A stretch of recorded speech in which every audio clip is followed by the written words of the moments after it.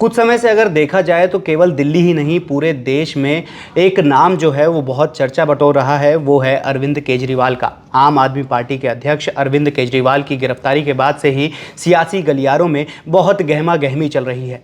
तो इस बीच हमें ये भी पता है कि आगामी लोकसभा चुनाव 2024 शुरू होने वाले हैं। इसके पहले एक नेशनल पार्टी के सीएम को गिरफ्तार हो जाना ये कितना बड़ा मुद्दा है, ये जानने के लिए हमने यहाँ पर इनवाइट किया है तनवीर आज़म सर को। तो सर, आम आदमी पार्टी के जो चीफ मिनिस्टर हैं अरविंद केजरीवाल, उनकी गिरफ्तारी से आने वाले लोकसभा चुनाव में क्या असर पड़ेगा? क्योंकि अभी कुछ ही समय पहले आम आदमी पार्टी जो है वो नेशनल पार्टी में तब्दील हुई थी। तो क्या अरविंद केजरीवाल के जेल जाने से पार्टी की छवि पे बहुत बड़ा असर पड़ेगा या क्या होगा? जहाँ तक मुझे लग रहा है कि इससे अगर आप ऐसे देखेंगे तो इससे आम आदमी पार्टी को चुनाव में फ़ायदा ही होगा।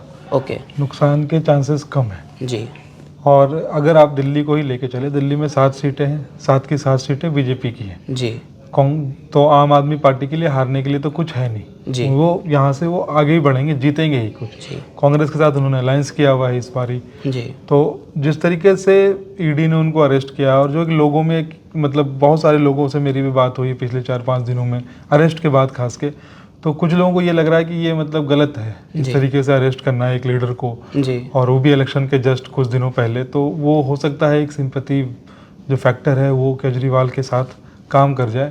अब यहाँ पे जो सबसे इम्पोर्टेंट है वो ये है कि किस तरीके से आम आदमी के काडर इस चीज़ को, इस संदेश को ले जाके अपने वोटर्स को बता सकते हैं कि भाई हमारे साथ अन्याय हुआ, केजरीवाल जी के साथ अन्याय हुआ है, उनको जेल में बंद कर दिया। और सिर्फ ध्यान से देखें तो सिर्फ केजरीवाल ही नहीं जी, उससे पहले मनीष सिसोदिया, संजय सिंह, सत्येंद्र जैन, मतलब अगर आम आदमी पार्टी के सारे टॉप लीडरशिप अब सिर्फ 2 ही बच गए हैं, एक आतिशी और सौरभ भारद्वाज जी। तो ये मेरा जो मतलब अपना ये है कि अगर वो थोड़ा सा भी उन्होंने मोबिलाइज किया इनके काडर ने अपने वोटर्स को, तो हो सकता है कि इस बार 5-2-4-3 का दिल्ली में हिसाब बन जाए जी। तो ये तो हमने बात करी कि लोकसभा चुनाव पर क्या असर पड़ेगा।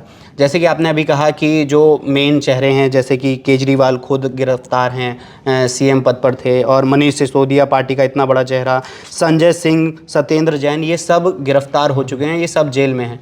तो केजरीवाल के जेल जाने से सीएम पद जो उन्होंने अभी छोड़ा नहीं है, पहले सीएम हैं ऐसे जो बिना इस्तीफ़ा दिए जेल गए हुए हैं, तो अगर वो इस्तीफ़ा देते हैं, अगर मान लीजिए आगे वो इस्तीफ़ा देते हैं, तो पार्टी में तो कोई बहुत बड़ा चेहरा है नहीं। आतिशी पर भी रोज़ उन्हें हिरासत में लिया जा रहा है और सौरभ भारद्वाज के ऊपर भी कुछ ना कुछ चलता रह रहा है। तो क्या जो सुनीता केजरीवाल उनकी बीवी हैं, जो वाइफ हैं उनकी केजरीवाल की, तो क्या उनको पार्टी का चेहरा माना जा सकता है? देखिए, ये कहना कोई ये नहीं कि केजरीवाल ही आप हैं और आप ही केजरीवाल हैं जी, ये तो बिल्कुल मतलब तय बात है। मतलब इस 1 मैन पार्टी वाला जो हिसाब है, केजरीवाल को आज न कल इस्तीफा तो देना ही पड़ेगा, क्योंकि आप जेल में रह के सरकार नहीं चला सकते। उसमें बहुत सारे मतलब ठीक है, कोई कानून नहीं है जो आपको बाध्य करता है इस बात के लिए, लेकिन बहुत सारे ऐसे मतलब प्रैक्टिकलिटी जिसको बोलते हैं दिनचर्या के काम में आप नहीं कर सकते। हर फाइल को आप परमिशन लेके कोर्ट से वहाँ भेजें, फिर वो साइन करके वापस भेजें, तो ये बहुत दिनों तक नहीं चलेगा। इस्तीफा तो उनको देना ही पड़ेगा। अब रह गई जहाँ तक बात की भाई केजरीवाल के बाद कौन, जो आपका सवाल है। सुनीता केजरीवाल राजनीति में है नहीं बिल्कुल, लेकिन हाँ पढ़ी लिखी हैं, IRS हैं जी, दोनों साथ में बैचमेट्स थे जी। तो और हमने देखा है हिंदुस्तान की राजनीति में लालू के बाद राबरी और बहुत सारे ऐसे हैं कि भाई अगर हस्बैंड जेल चले गए तो उनकी वाइफ आ गई, या बेटे आ गए, या बेटियां आ गई जी। तो सुनीता केजरीवाल को अगर आगे करते हैं, और वो जिस तरीके से हर दूसरे दिन आज भी वो आई टीवी पे और उन्होंने प्रेस को एड्रेस किया, तो मुझे ऐसा लग रहा है कि he is buying his time. और इधर से उनकी तैयारी हो रही है कि भाई इनको तैयार करके और कैंपेनिंग में भी उनको उतारने की तैयारी, जो हमारे पास जो खबर है सूत्रों के अनुसार कि कैंपेनिंग में भी सुनीता केजरीवाल को ये लोग उतारेंगे जी। हो सकता है कुछ दिन 2-4-5 दिन 7 दिन के बाद केजरीवाल इस्तीफा दें और सुनीता केजरीवाल उनका कार्यभार संभालें, उनका सीएम का कार्यभार संभाल लें। तो ये हमने बात करी कि केजरीवाल की गिरफ्तारी के बाद क्या चेहरा बनेगा, पार्टी का असर क्या होगा, लोगों को सिंपैथी देंगे लोग कि नहीं देंगे। लेकिन एक सवाल है जो आम जनता के बीच बहुत दिनों से चल रहा है कि क्या ये जो गिरफ्तारी हुई है लोकसभा चुनाव के पहले, और इलेक्टोरल बॉन्ड जिस दिन अनाउंस हुआ सारा डेटा उसी दिन गिरफ्तारी करना, तो ये आपके हिसाब से किस हद तक सही है? और क्या ये इलेक्टोरल बॉन्ड को छुपाने के लिए किया गया है, या फिर केजरीवाल की गिरफ्तारी एक नॉर्मल प्रोसेस था कि उसी दिन पूरा हुआ तो उस दिन उन्हें गिरफ्तार कर लिया गया? नहीं, देखिए, गिरफ्तारी तो मतलब समन्स तो इनको आ ही रहे थे जी। 9वां समन था जो कैंसिल हुआ जी। और केजरीवाल बार बार यही बोलते रहे कि ईडी मुझे सिर्फ गिरफ्तार करना चाहती है जी, इनके पास कोई सबूत नहीं है, ये बस मुझे पकड़ के अंदर डालना चाहती है ताकि मैं अपने जो राजनीतिक कार्य हैं उनको ना कर सकूं जी। और ये कहीं ना कहीं उनकी बात इस पॉइंट पे अगर आप देखेंगे तो सच भी साबित हुई कि जैसे ही कोर्ट से इजाज़त मिली, ईडी जाती है और देर रात जाती है और 1-2 घंटे पूछताछ करती है और फौरन उनको गिरफ्तार कर लेती है जी। तो हाँ, केजरीवाल जरूर यहाँ पे उनका मोरल हाई ग्राउंड नहीं ले सकते कि भाई 9 समन्स आपके पास आए उसके बाद आप नहीं गए जी। अब वो ये तर्क देते हैं कि भाई मैंने सारे समन का रिप्लाई किया है कि कभी वो गोवा में थे, कभी गुजरात में, कभी विपासना में थे जी। तो ईडी ने एक बात तो है कि ये बिल्कुल मतलब कहीं ना कहीं ये दिख रहा है कि ईडी मतलब उनको पकड़ के जेल में गिरफ्तार करना ही चाहती थी जी। उसने अपनी पूरी कोशिश की और अंत में वो कामयाब हुई। अब यहाँ पे ही जो ये इंडिया ब्लॉग जो इन्होंने बनाया है अपोजिशन ने, वो मैं केजरीवाल की गिरफ्तारी के बाद वो थोड़ा सा गैल्वेनाइज कर रहे हैं जी। अगर देखेंगे आप 31 तारीख को उन्होंने दिल्ली में जो मेगा रैली बुलाई है, उस रैली में कौन कौन आता है, किस तरीके की भीड़ आती है जी। क्योंकि 2 राज्य के सीएम हो गए, हेमंत सोरेन पहले और अब केजरीवाल भी आज न कल पूर्व सीएम ही हो जाएंगे जी। तो ये है कि जनता में कहीं ना कहीं उनके वोटर्स तो ऑफ कोर्स गैल्वेनाइज हो गए हैं जी। और ये कहना, और आम आदमी जो फेंस सिटर है वो तो कैडर पे डिपेंड करता है कि किस तरीके से जाके आम आदमी पार्टी जाके, अगर मैं दिल्ली की बात करूँ, पंजाब में तो बीजेपी ऐसे भी उनका कुछ वहाँ है नहीं, वो सारी सीटें हारेंगे, वो तो तय है जी। और उनका शिरोमणि अकाली दल से वो भी नहीं हुआ है, गठबंधन में नहीं है, वहाँ पे तो कांग्रेस और आपका ही है जो भी मतलब, और 1-2 सीटें अगर साइड की निकल जाए तो निकल जाए। तो ये मतलब मुझे अगर आप ये समझ में नहीं आ रहा है जो, हाँ एक बात जो रह गई इलेक्टोरल बॉन्ड जी। इलेक्टोरल बॉन्ड की कोई बात ही नहीं कर रहा बिल्कुल, उसमें किसने किसको पैसे दिए, अब तो सारा डेटा आ गया है सामने, लेकिन वही है कि आप लोग इतना उलझ गए अपने अपने लीडर को लेके कि वो कोई उसको एनालाइज ही नहीं कर पा रहा है। और वो जो आज सुनीता जी कह रही थी प्रेस कॉन्फ्रेंस में, हमने भी सुना, आपने भी सुना होगा कि कल केजरीवाल कोर्ट में कुछ बड़ा खुलासा करने वाले हैं जब उनकी कल कोर्ट में पेशी होगी जी। एक बात बीजेपी को ये समझनी पड़ेगी कि आम आदमी पार्टी वो कांग्रेस नहीं है जी, कि आप उसको कुछ भी बोलें वो आराम से ले ले। आम आदमी पार्टी दुगने इससे सोशल मीडिया पे बहुत एक्टिव है, बिल्कुल सर, ग्राउंड पे बहुत एक्टिव है, तो ये और देश की राजधानी में बहुत ज़्यादा एक्टिव है, जहाँ पर वर्सेटैलिटी दिखती है, लोग इतने सारे हैं और आम आदमी पार्टी को सपोर्ट करते हैं। जैसे कि आपने अभी अपनी बात में कहा कि इंडिया ब्लॉग के साथ जो चल रहा है, 31 मार्च को रैली होने वाली है, इंडिया ब्लॉग भी जो है वो विपक्ष की सारी पार्टीज मिली हुई हैं, तो वो विपक्ष में भी तो और भी लीडर्स के घर पे अभी रेड पड़ रही है ईडी की, जैसे कि अभी महुआ मोइत्रा के घर में चेकिंग हुई, के कविता को गिरफ्तार किया गया। तो अगर ये सब हो रहा है तो क्या विपक्ष को दबाने की कोशिश की जा रही है चुनाव के पहले, या फिर ये एक नॉर्मल ऑनगोइंग प्रोसेस है कि केस चल रहे थे, ईडी अभी उस पर एक्शन ले रही है?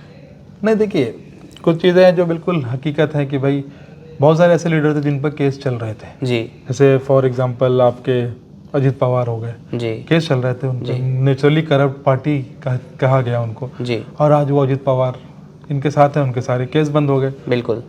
हेमंत बिस्वा शर्मा थे जी, और भी शुभेंदु अधिकारी हैं। तो आप कोई भी मतलब अगर कोई भी आदमी जिस पे केस चल रहा है, जिस लीडर पे, कांग्रेस के इतने लीडर जो भाजपा में या उनके सहयोगी पार्टीज में जाते हैं, उनके केस अपने आप बंद हो जाते हैं बिल्कुल। तो ये कहना कि ईडी एक natural law taking its course, ये मतलब थोड़ा सा पॉलिटिक्स को मतलब ये देखना, ये बिल्कुल कहीं ना कहीं थोड़ा सा पॉलिटिकली टारगेटेड है कि क्या वजह है किसी अपोजिशन के ही लोग अंदर जा रहे हैं और वो भी वही लोग जो पार्टी नहीं छोड़ रहे या उस तरफ पाला नहीं बदल रहे। तो ये कहीं ना कहीं है, लेकिन अब ये जनता देख रही है और वो ये पार्टीज पे डिपेंड कर रहा है कि वो अपने इसको किस तरीके से भुनाते हैं और वो किस तरीके से जाते हैं।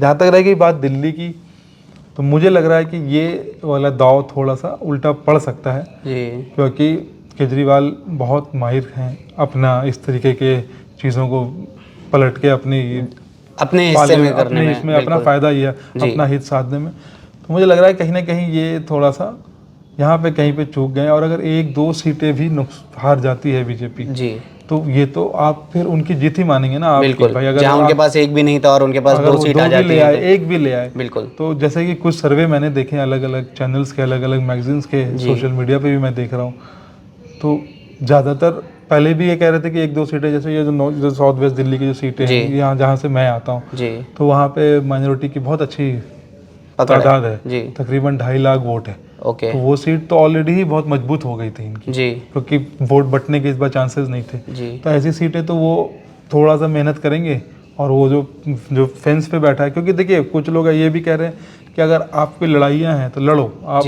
इलेक्शन करके लड़ाई करो, ये नहीं कि आपने भाई सामने वाले को बंदी कर दिया, अब मैं आपका हाथ ही पीछे बांध दूंगा, फिर बोलूँगा अपोजिशन साफ कर दें तो फिर हमारी लड़ाई किसी से बचेगी। बराबरी की लड़ाई। और इंडिया की डेमोक्रेसी बहुत वाइब्रेंट है, हम लोग अपनी डेमोक्रेसी पे बहुत फख्र करते हैं, और इसलिए लोगों को कभी कभी कुछ ऐसे भी लोग हैं जो दोनों में से किसी साइड नहीं है, वो बीच में बैठे हैं, वो देख रहे हैं कि ठीक है, उन लोगों को ये थोड़ा शायद सही नहीं लग रहा है कि यार ये क्या हो रहा है, ये तो मतलब आए दिन किसी को अरेस्ट कर ले रहे हैं। इसीलिए कई नेताओं के बयान भी आए हैं कि ये जो काम हुआ है सीएम को गिरफ्तार करने का, ये लोकतंत्र की हत्या के तरीके काम हो रहा है, कि आप सीधे से विपक्ष की आवाज़ दबा दें और उसके बाद कहें कि हम तो जीत गए वाला। हाँ, मतलब वही है कि अगर आप इस तरीके से अगर चुनाव करेंगे तो लोगों को थोड़ा सा तो होता है जी।